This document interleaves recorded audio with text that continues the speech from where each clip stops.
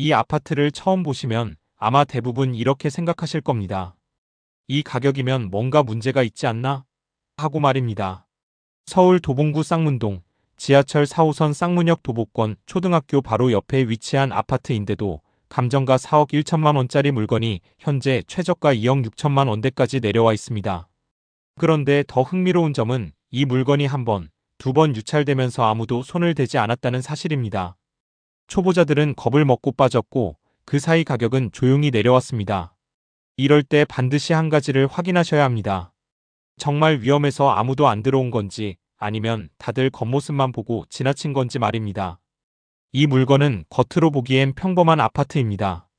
2010년 사용 승인, 철근 콘크리트 구조, 대로변 접근성도 나쁘지 않고 생활 인프라도 이미 다 갖춰진 지역입니다. 서울 아파트 경매치고는 너무나 착한 가격입니다. 이 영상에서는 왜 이 아파트가 여기까지 내려왔는지, 정말 피해야 할 물건인지, 아니면 지금 같은 시기에만 잠깐 열리는 틈새인지 하나씩 차분하게 짚어보겠습니다. 끝까지 보시면 그래서 사람들이 헷갈렸구나 하고 고개를 끄덕이시게 될 겁니다. 오늘 보실 물건은 서울북부지방법원에서 진행 중인 사건 번호는 2025타경 12235번의 물건 번호는 2번입니다. 아파트 경매 물건입니다. 소재지는 서울특별시 도봉구 쌍문동 311번지 쌍문그린 스테이트 빌딩 3층 302호입니다. 이 물건의 감정가는 4억 1천만 원으로 책정되어 있으며 현재 진행 중인 3회차 경매에서는 감정가 대비 약 64% 수준인 2억 6,240만 원부터 입찰이 시작됩니다. 입찰 보증금은 최저가의 10%인 2,624만 원입니다. 토지와 건물은 모두 일괄 매각 대상이며 대지권 면적은 36.12제곱미터, 약 10.93평 수준입니다.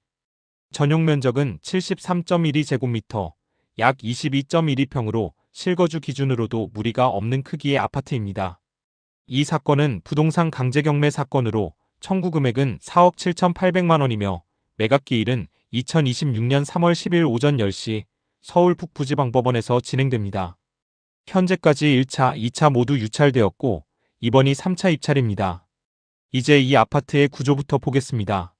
이 아파트 물건은 2010년 사용 승인되었으며 철근 콘크리트 구조의 건물로 지상 8층 규모 중 3층에 위치한 302호입니다. 층수만 놓고 보면 딱 중간층으로 저층의 소음 문제나 고층의 엘리베이터 부담에서 비교적 자유로운 위치입니다. 전용 면적은 약 22평대로 실거주 기준에서 가장 수요가 안정적인 크기입니다. 신혼부부, 맞벌이 부부 혹은 초등학생 자녀 1명 등 가정까지 무리 없이 거주할 수 있는 구조입니다. 건물 외관을 보시면 전면이 대로를 향하고 있어 채광과 개방감이 나쁘지 않은 편입니다. 상가와 주거가 함께 구성된 건물이라 1층과 2층에는 근린생활시설이 자리하고 있고 상층부는 주거 전용으로 분리되어 있습니다. 이런 구조의 장점은 분명합니다. 생활 편의시설을 이용하기 위해 굳이 멀리 이동할 필요가 없고 반대로 주거층은 일반 상가 소음에서 어느 정도 분리된다는 점입니다. 이제 주변 환경을 보겠습니다. 이 물건은 바로 인근에 서울 쌍문초등학교가 위치해 있습니다. 어린 자녀를 둔 가정 입장에서는 차를 타지 않고 통학이 가능하다는 점이 큰 장점으로 작용합니다. 주변을 둘러보면 이미 형성된 아파트 단지와 기존 주거지역이 혼재되어 있어 동네 분위기는 상당히 안정적인 편입니다. 갑자기 개발이 끊기는 지역도 아니고 그렇다고 지나치게 낙후된 분위기도 아닙니다. 또한 대로변과 접해 있어 차량 접근성이 좋고 버스 정류장도 가까워 대중교통 이용 역시 불편하지 않습니다. 실제로 이런 위치의 아파트는 실거주 수요가 쉽게 빠지지 않는 특징이 있습니다. 한마디로 정리하면 이 물건은 싸서 싸 보이는 아파트가 아니라 생활 인프라는 이미 완성돼 있는데 가격만 경매로 눌려있는 구조라고 보시면 됩니다. 그래서 편안한 가격으로 낙찰받고 직접 들어가서 생활을 하셔도 좋고 일단 전세를 놓고 몇 년 후에 매각해도 나쁘지 않는 물건으로 보시면 되겠습니다. 이제 이 물건에서 가장 중요한 부분인 권리관계와 점유 상태를 보겠습니다. 이 물건의 등기부를 보면 소유권은 2010년에 이전되었고 그 이후 2022년 5월 30일에 사당새마을금고 명의로 설정된 근저당권이 존재합니다. 이 근저당권의 채권 최고액은 2억 4천만 원이며 이번 경매에서 말소기준 권리로 작용하는 권리입니다. 다시 말해 이 근저당권보다 뒤에 설정된 모든 권리는 낙찰과 동시에 소멸된다는 의미입니다. 이후 2025년 3월 31일에 강제 경매가 개시되었고 청구 채권자는 주식회사 덕일이며 청구 금액은 4억 7,800만 원입니다. 배당표를 보면 근저당권자인 사당 새마을금고는 배당금으로 2억 4천만 원 전액을 배당받아 미배당금이 전혀 없는 상태입니다. 강제경매 채권자인 주식회사 덕일 역시 일부 배당만 받고 나머지 채권은 소멸 처리되는 구조로 낙찰자가 추가로 인수해야 할 금액은 없습니다. 즉, 이 물건은 권리적으로 보면 낙찰 후 인수해야 할 권리가 전혀 없는 매우 깔끔한 구조입니다. 다음으로 점유 상태를 보겠습니다. 현황 조사 결과 이 물건은 현재 점유관계 미상으로 되어 있으나 주민등록 발급 담당자 확인 결과 전입세대가 없는 것으로 확인되었고 전입세대 확인서와 상가 건물 임대차 현황 역시 모두 미발견으로 기재되어 있습니다. 다시 말해 이 물건에는 현재 주민등록상 거주 중인 세대도 없고 대항력을 주장할 수 있는 임차인 역시 확인되지 않은 상태입니다. 이런 경우 실무적으로는 공실 가능성이 매우 높거나 소유자 점유 상태로 판단하며 낙찰 이후 명도 리스크가 크게 발생할 가능성은 낮다고 보셔도 무방합니다.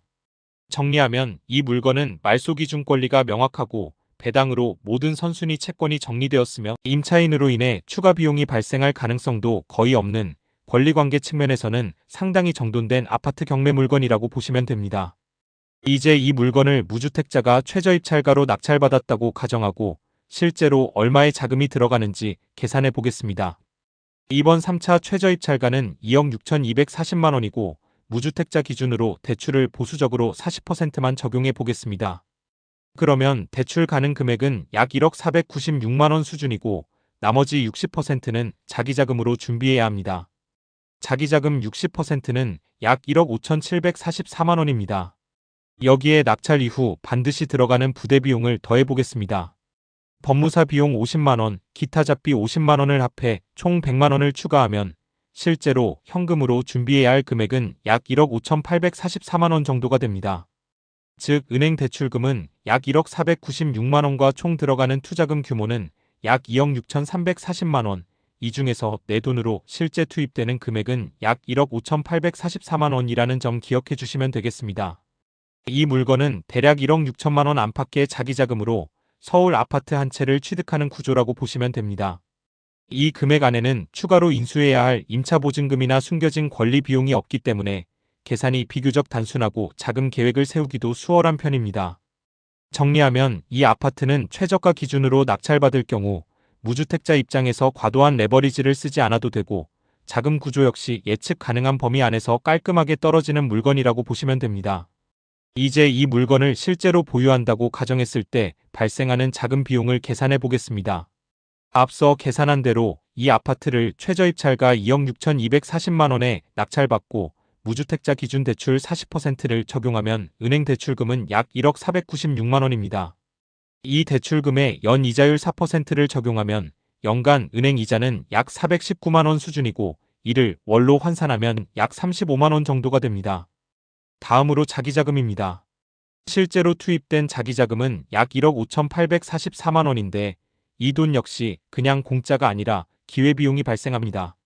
이 자기자금을 연 4% 수익을 낼 수 있는 다른 곳에 투자했다고 가정하면 연간 약 633만 원의 기회비용이 발생하고 월 기준으로는 약 52만 원 수준입니다. 이 두 가지를 합치면 이 물건을 보유하면서 부담해야 하는 자금 비용은 연간 약 1,053만 원, 월 기준으로는 약 88만 원 정도가 됩니다. 즉, 이 아파트는 월 88만 원 이상의 현금 흐름을 만들거나 그에 상응하는 시세 차익 기대가 있어야 합리적인 투자 판단이 가능하다고 보시면 됩니다. 이제 이 물건의 출구를 두 가지 시나리오로 아주 단순하게 정리해 보겠습니다. 먼저 무주택 개인이 이 아파트를 낙찰받아 3년 이상 실거주한 뒤 매각하는 방식입니다. 이 경우 총 취득 원가는 낙찰가에 부대 비용 100만 원을 더한 2억 6,340만 원으로 잡습니다. 이후 이 아파트를 감정가인 4억 1천만 원에 매각한다고 가정하면 매각가에서 총 취득 원가를 뺀 차익은 1억 4,660만 원이 됩니다. 무주택자가 2년 이상 실거주 요건을 충족할 경우 1세대 1주택 비과세가 적용되기 때문에 양도소득세는 발생하지 않고 이 차익은 세금 없이 그대로 순수익으로 남습니다. 즉 개인의 경우 총 투자금 2억 6,340만 원으로 시작해 약 55.6% 수준의 수익률을 만드는 구조입니다. 다음은 법인이 동일한 물건을 매수해 즉시 매각하는 시나리오입니다. 법인 역시 기본 취득 원가는 낙찰가의 부대비용 100만 원을 더한 2억 6,340만 원으로 출발하지만 여기에 법인 주택취득세 중과가 적용되어 낙찰가의 약 12% 수준인 3,148만 8천 원이 추가로 발생합니다. 이로 인해 법인의 총 취득 원가는 2억 9,488만 8천 원으로 올라갑니다. 이후 동일하게 4억 1천만 원에 매각할 경우 매각 차익은 1억 1,511만 2천 원이며 여기에 법인세 10%와 주택 매각에 따른 추가세율 20%가 적용되어 약 3,453만 3,600원의 세금이 발생합니다. 이를 모두 제하고 나면 법인의 실제로 남는 순수익은 약 8,057만 8,400원 수준에 그칩니다. 정리하면 같은 물건을 같은 가격에 팔아도 무주택 개인은 약 1억 4,600만 원을 온전히 가져가는 반면 법인은 취득 단계와 매각 단계에서 세금에 눌려 순수익이 약 8천만 원대로 줄어들게 됩니다. 따라서 이 물건은 수치상으로 보더라도 법인보다는 무주택 개인 실거주 방식이 압도적으로 유리한 구조라는 결론이 명확하게 나옵니다. 정리하겠습니다. 이 물건은 계산을 복잡하게 할 필요도 없습니다. 같은 가격에 사고 같은 가격에 팔아도 누가 사느냐에 따라 결과가 완전히 달라집니다. 법인은 취득 단계에서 이미 세금으로 깎이고 나갈 때 한 번 더 떼이면서 수익이 반토막 나는 구조인 반면 무주택 개인은 실거주 요건만 충족하면 시세 차익을 거의 그대로 가져갈 수 있는 물건입니다. 그래서 이 아파트는 법인이 접근하면 재미없는 물건이고 무주택 개인이 접근하면 효율이 살아나는 물건이라고 보시면 됩니다. 이런 식으로 숫자와 구조가 명확한 물건은 영상 하나로 끝내기엔 아깝습니다. 실제로 투자로 연결하시고 싶으신 분들은 영상 설명란을 꼭 확인해 주시고 이 채널에서는 겉으로 좋아 보이는 물건이 아니라 계산 끝에 남는 물건만 골라서 분석해 드립니다. 도움이 되셨다면 구독과 좋아요는 기본으로 눌러주시고 이런 실전 분석이 계속 필요하신 분들은 멤버십에 가입하시면 공개 영상에서는 다루지 못하는 핵심 계산과 판단 기준까지 함께 보실 수 있습니다. 알림 설정까지 해두시면 다음 분석 영상도 놓치지 않고 바로 받아보실 수 있고 주변에 경매나 투자에 관심 있는 분들이 계시다면 이 영상 꼭 한번 공유해 주시기 바랍니다. 여러분의 선택이 곧 수익으로 이어질 수 있도록 다음 영상에서도 더 정확한 물건으로 다시 찾아뵙겠습니다.